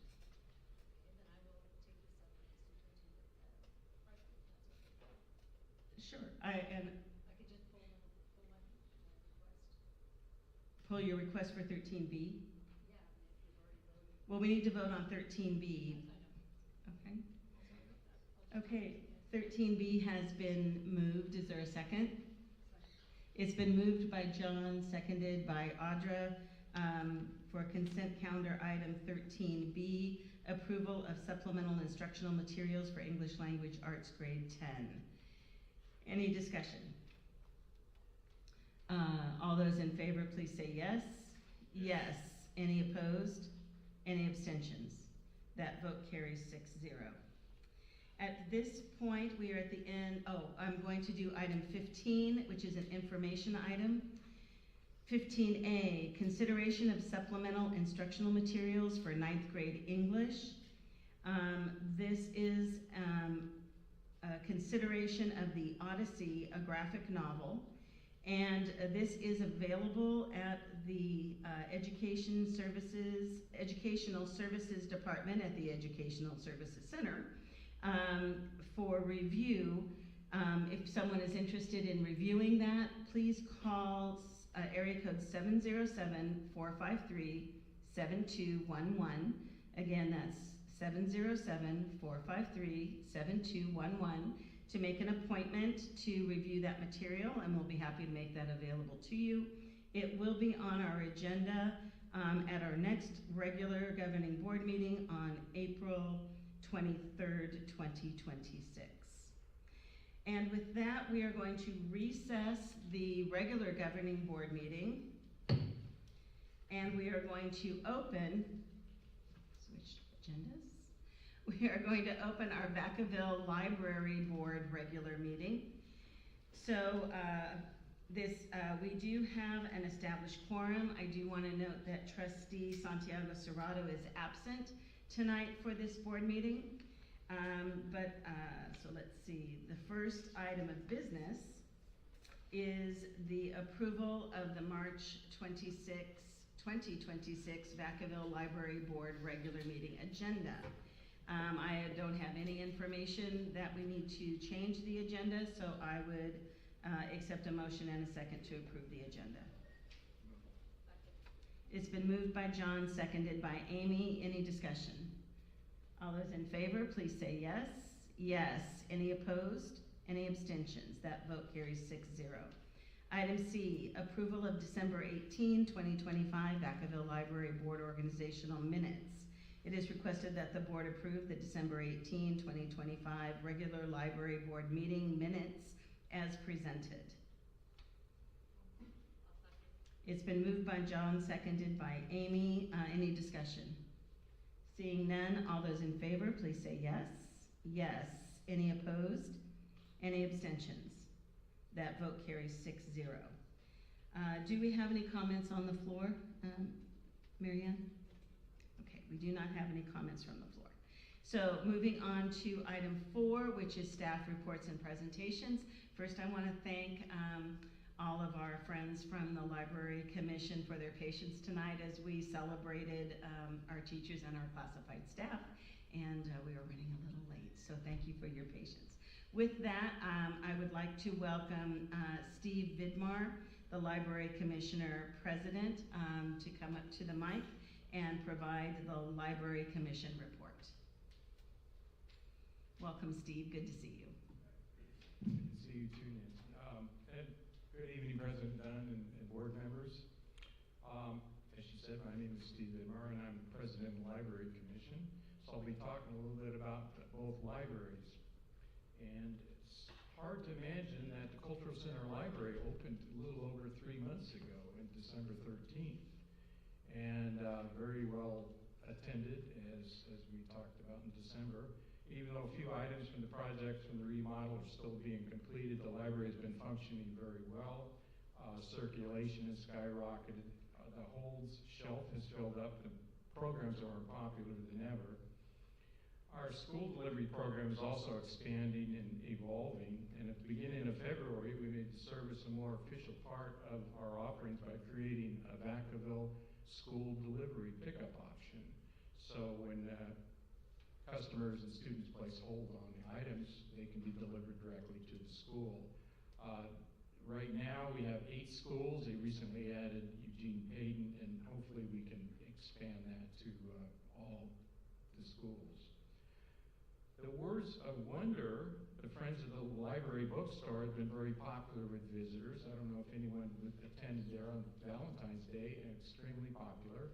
I have yet to go in there without buying something. The books are great. And they're excited to have the space available to the friends and our community. So far, it's open 3 days a week from, it's Wednesday, Thursday, Saturday from 10 to 4. I know as they get more people involved, they probably open it up even more.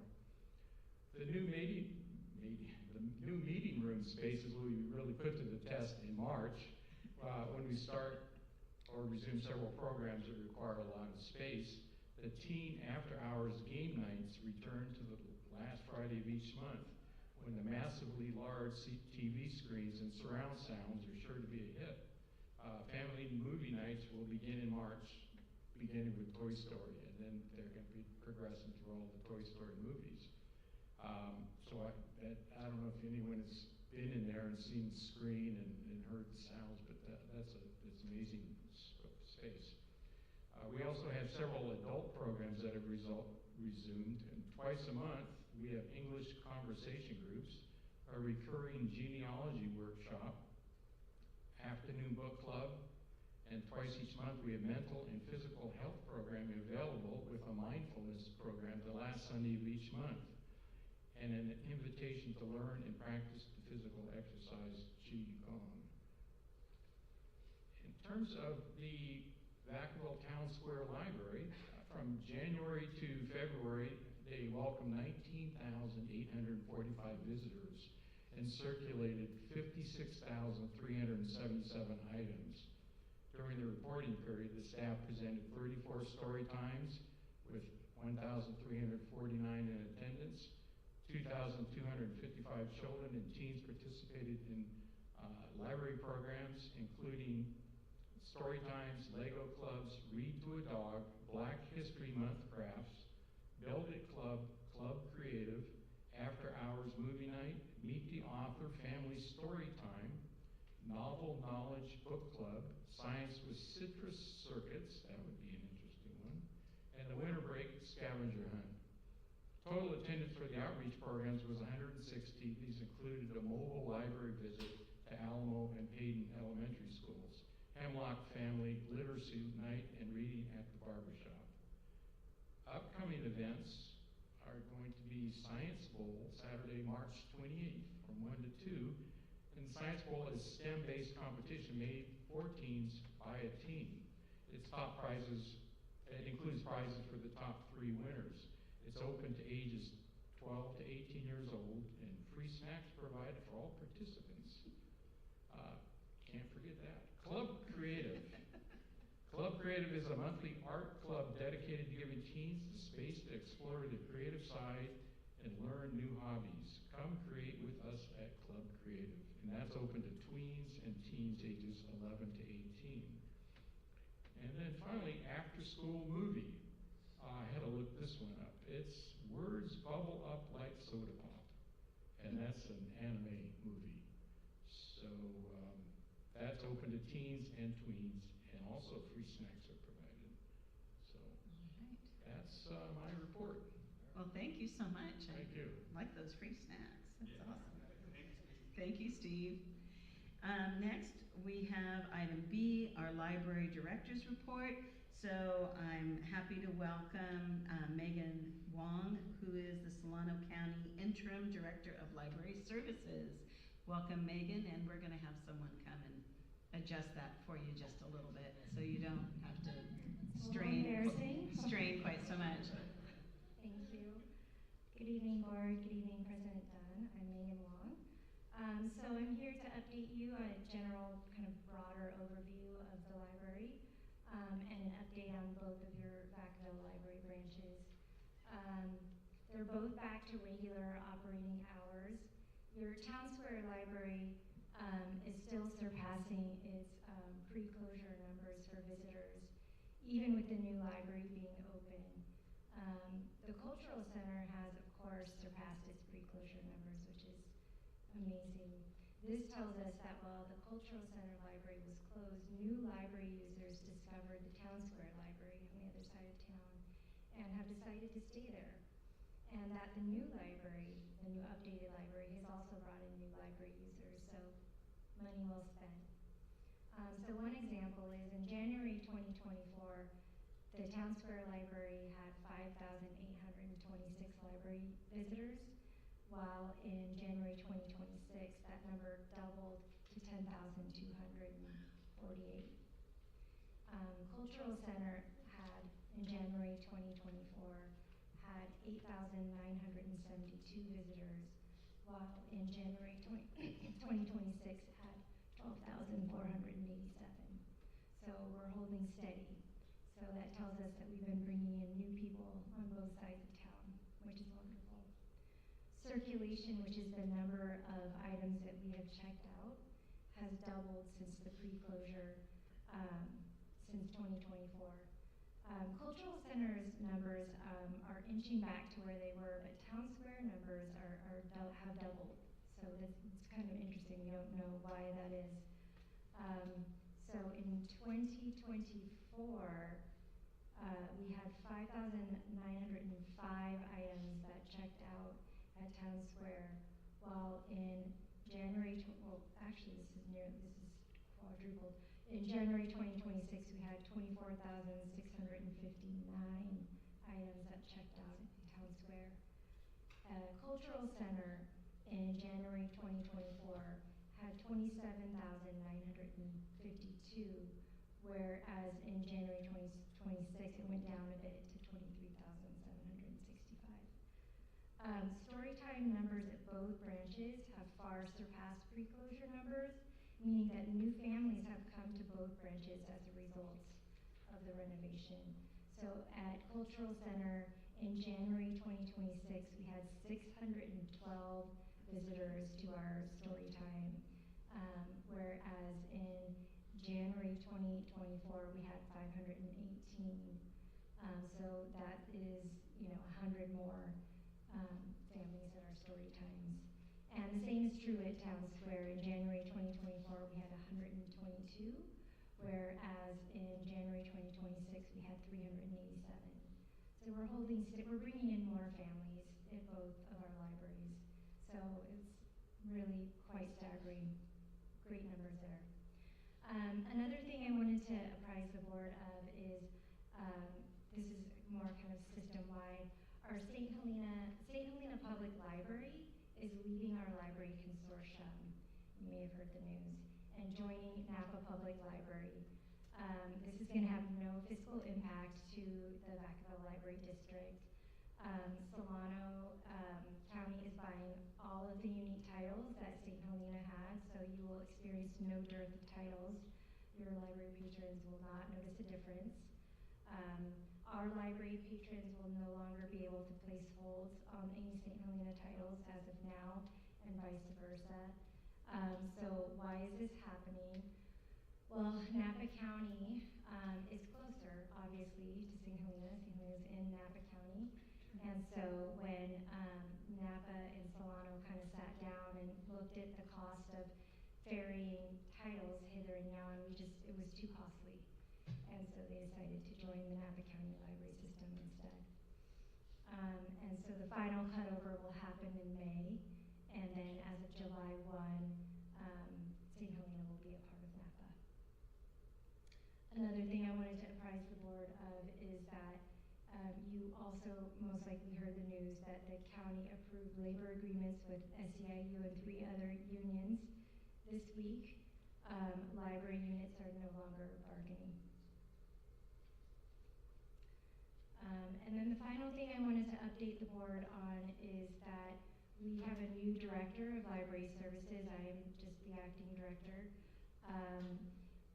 His name is Michael Eitner, and he will be starting on next Monday, March 30th.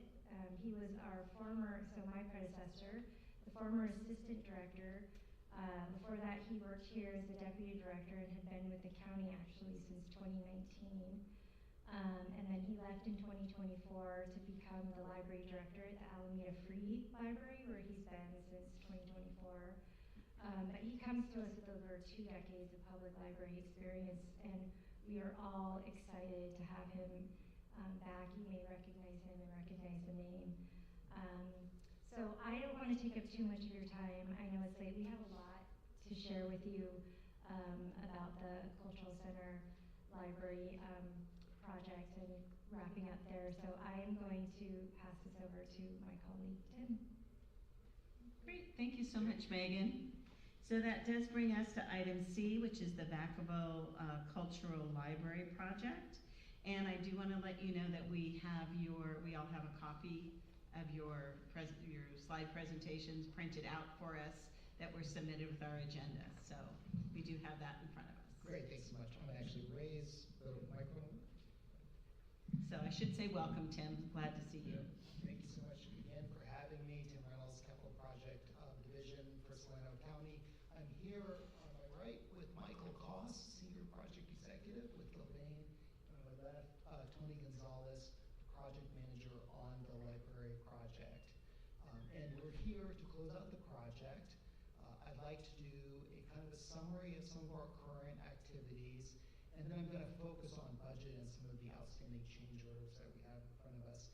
And please don't hesitate to interrupt me if you have any questions as we go along. We sort of had it designed as a slideshow, but I think you can probably follow along. I'll provide a few descriptors as we go. So current activities, we're working through punch list items. Now these are not items that have costs assigned to them. I just want to be clear about that.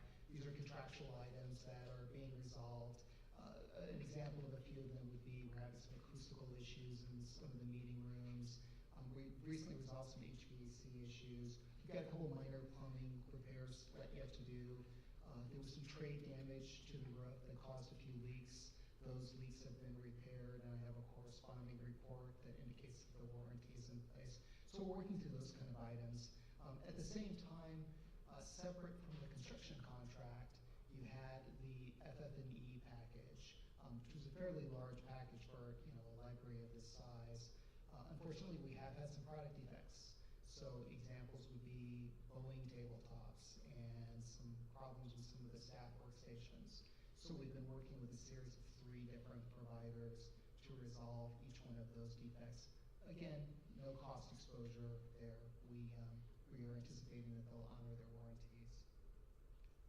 My focus tonight is the closeout documentation and the change orders themselves. And we've got a list of change orders. I think you have an exhibit in front of you with some change orders included, totaling $947,000. And that's a total of 61 different change orders. So first, I want to be very clear, the project is on budget. We knew we were going to encounter unexpected and unknown conditions on the site, and we assigned a contingency to allow for those, and that contingency, the grand exposure of the change orders has been within that contingency. Also want to note that the individual change orders are nearly all within the delegated signing authority that the board granted to the library director. But when you look at the cumulative total of these change orders, the total value starts to merge towards 9% of the overall construction contract. And because that number starts to get big, we wanted to bring it back to the board for full transparency and also for an opportunity to describe how we got here and also to give you an opportunity to ask any questions that you have.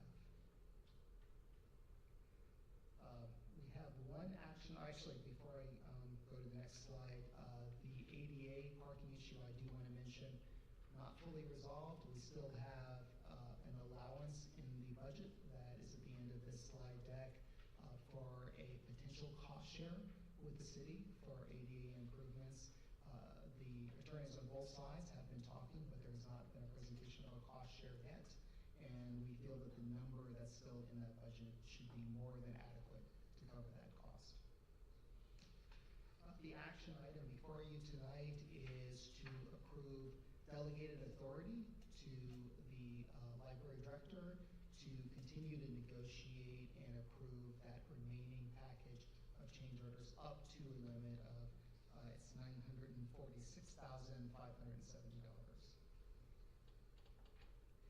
So I want to talk about how you get there. It's a big number, very large project, 28,000 square foot library.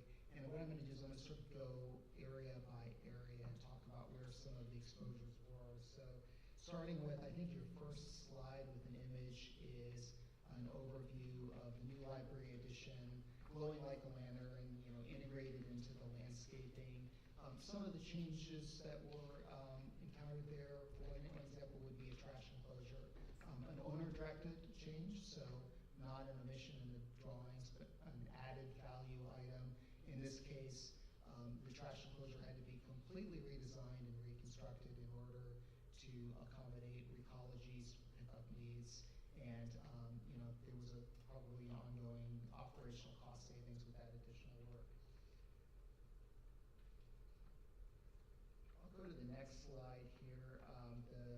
There's a backup view that shows the mural, the adult reading area, and some of the new cladding that modified the existing library. Again, the mural designed by international mural artist Mona Caron from Switzerland. Some of the work, though, that was associated with the exterior envelope of the building and the site work did add up. We had an exposure of about $188,000 spread across 10 change orders, attributed to site work and envelope work. Things like additional roof access ports and some ladders. We had some additional equipment or rental costs. There were some landscaping modifications, and we had some exposure to work that was needed to accommodate and coordinate with city activities. That included a lot of additional fencing, some additional mobilization and remobilization costs. There were sprinklers that had to be reconfigured. At one point, the city removed front-end controllers, and we had to add additional controllers, that sort of thing. I'll pause. Are there any questions so far? I think we're good. Keep rolling on. Okay, will do. Thank you. Okay, children's and teens exterior area, an exciting component to the program, something the library has never had before. It's certainly a popular area, but adapting that program to some of the existing conditions had some costs. So overall cost exposure there, let's see, I have it in my notes, about $73,000 across 7 change orders. The significant cost there was the southern facing facade. So the wall that you see in that image, the stucco wall, had to be almost completely rebuilt. As we started to cut some holes into it, we realized that because of that southern exposure, the underlining substrate, the plywood, had completely rotted away. And so there was quite a bit of work there. Some of the other work within that kind of $73,000 category would be some additional modifications to foundations in order to avoid damaging that tree where the deck surrounds the tree. And then there were some safety modifications that had to be made to some of the children's play areas. If I go to your next slide there, and I'll pause and make sure there are no questions. The main, okay, great, thank you. The main stack area, of course, was one of the significant transformations in the library, taking kind of an underwhelming space and turning it into a very modern space that really maximized, light and air. Unfortunately, getting there was tough. And one of the problems that we incurred, or challenges, was the as-built documentation for this facility was not great.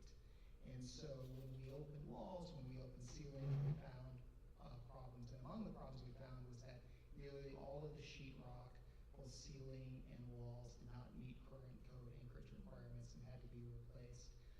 Another unexpected find was that the sprinkler system throughout the entire library could not meet modern pressure tests and thus had to be replaced. And so the cumulative exposure in the stack area there, which accommodates about 19,000 square feet of library stacks, was $286,000 spread across 10 change orders. The next slide is a couple images of the reading rooms.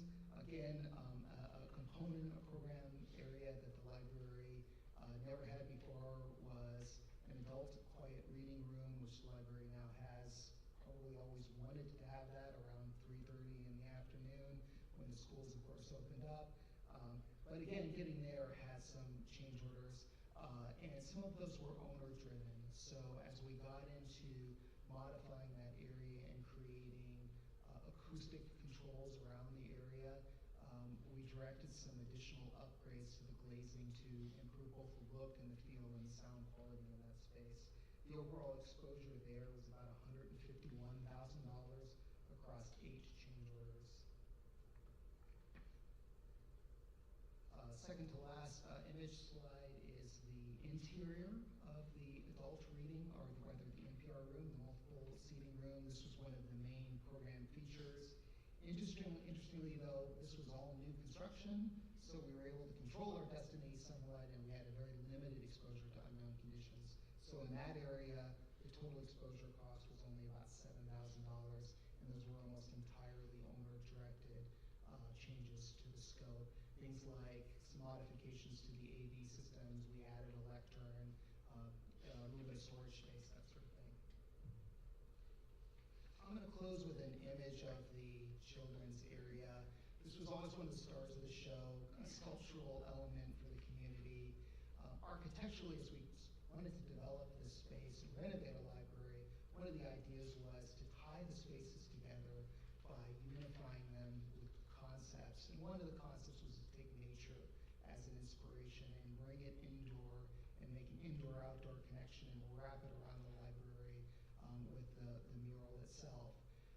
However, in order to get there, we brought an artist on board to create these sculptural trees, and that instigated some redesign of the space itself.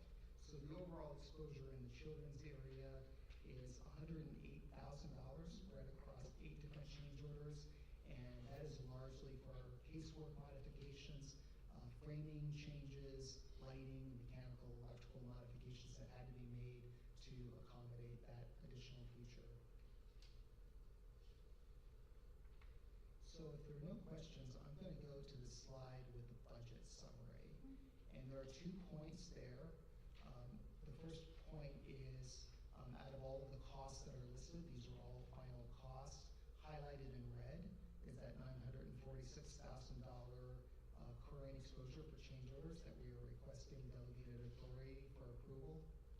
And then at the bottom, highlighted is the savings in the project. So we will be remitting about $200,000 in savings that came out of the remaining contingency back to the overall project budget as a result.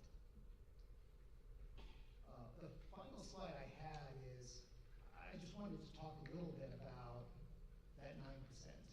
So 9% on change orders is a pretty high proportion. And so I wanted to break that down. You had kind of 3 categories there.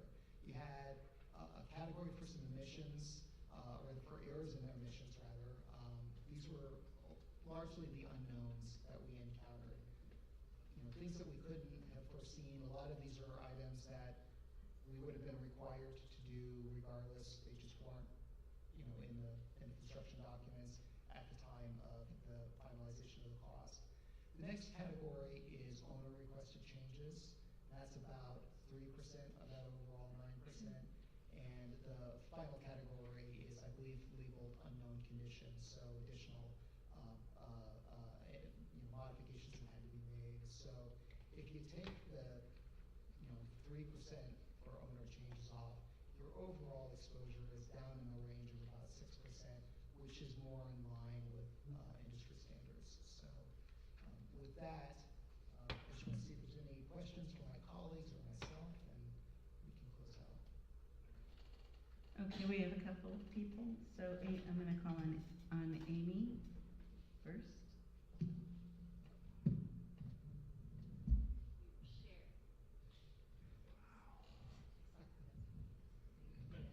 Thank you so much.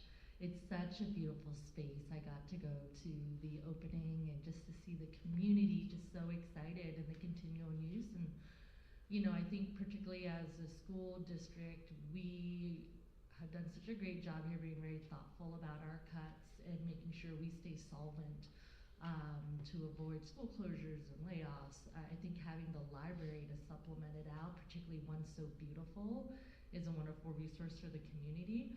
I'm curious, I love the children and teens fabrication installation and the outdoor area. Are there opportunities for us to enter this to any awards or recognition or things like that, just to put a spotlight on the great work and resources we have here in the community? Oh, well, thank you, first of all, for those comments. I think for all of us, this was a team effort, and I really appreciated the help that we had with the team. There are multiple award opportunities, and to your point, I think I would like to look at, there's a CSGA county level awards, and I'll ask the library staff as well if there are any specific library awards that we can go after, because I think that's a great idea. Thank you.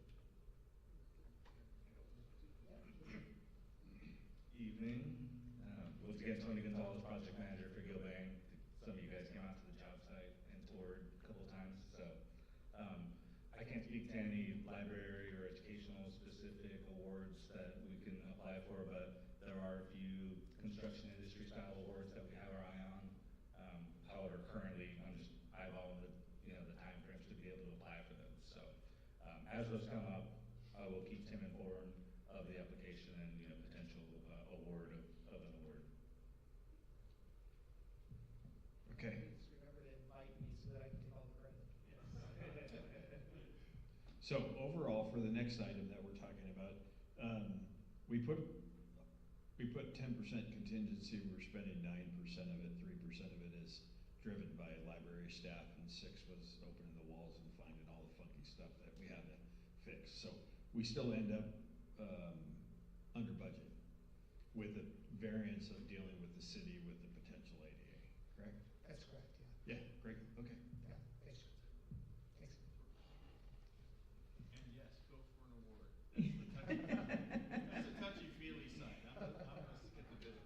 Was there anyone else who had any other board member? Okay. Thank you. Yeah, thank you very much. Thank you very much. And that does bring us to item 5A, approval of delegated authority for the Solano County Library Director to negotiate and execute remaining change orders for the Vacaville Cultural Center Library project. It is requested that the board approve delegated authority for the Solano County Library Director to negotiate and evaluate the remaining change orders with Gilbane Building Company for the Vacaville Cultural Center Library in the amount not to exceed $946,570. It's been moved by John and seconded by Audra. Is there any further discussion? Seeing none, all those in favor, please say yes. Yes. Any opposed? Any abstention? That vote carries 6-0. And with that, I would, with great deal of thanks for your patience and also for just delivering such a wonderful addition to our community. It's been really quite a journey and quite wonderful. And thank you so much to all of our partners that have made this come to life. It's really wonderful. Thank you so very much. And with that, I will entertain a motion to adjourn the library board meeting. It's been moved by Audra, seconded. Any discussion? All those in favor, please say yes. Yes. Any opposed? Any abstention? The library meeting is adjourned. We will now come back.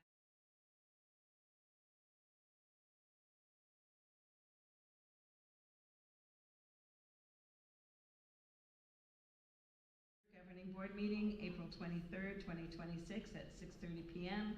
back in our old haunts of the Educational Services Center. We will also have a regular governing board meeting May 7, 2026 at 6:30 p.m. at the Educational Services Center. We have no need to go back into closed session this evening. So with that, and before I accept a motion to adjourn, I just want to put on the record a huge thank you by the board to all of our technical department and all of the support for tonight. I know this was a huge ask to move our board meeting and the mics and the lights and the everything else and the extra time. And I just, please know how appreciated you are under the direction of Mr. Johnson, and we are very thankful. I think we all saw what it meant to our teachers and our classified staff to have it here, but none of that would be possible without you. So before we adjourn, I just wanted to make sure we got that on the record. So with that, I would be happy to accept a motion to adjourn.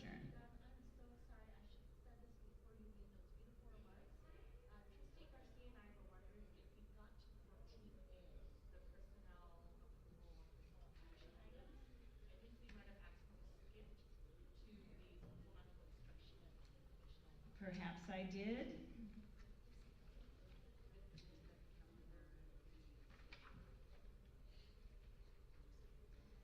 Fort 14 is part of the consent calendar. It's part of the consent calendar.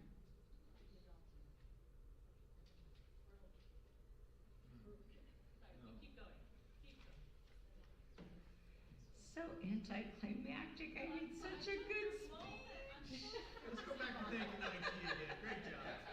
Great job, IT department. You go. Can now I have a motion to adjourn? So moved. Is there a second? Is there any discussion? More? All those in favor, please say yes. Yes. Any opposed? Any abstention? Meeting is adjourned.